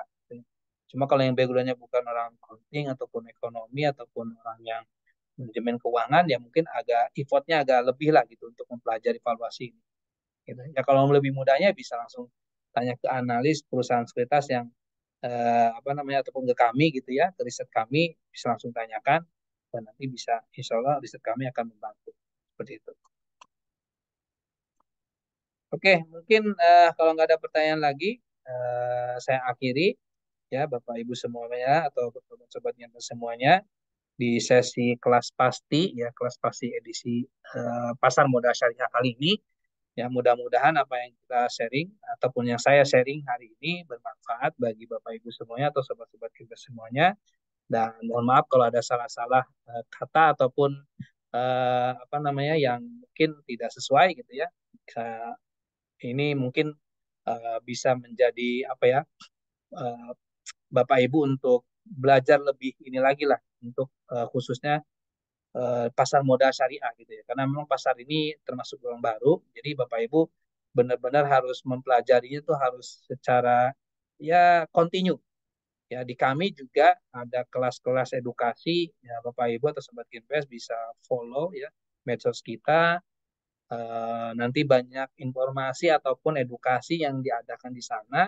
Nanti Bapak Ibu bisa atau sobat-sobat Ginvest bisa ikutan gitu ya. Jadi untuk mendalami produk knowledge mengenai apa saham-saham ataupun perusahaan-perusahaan yang mungkin Bapak Ibu invest di dalamnya.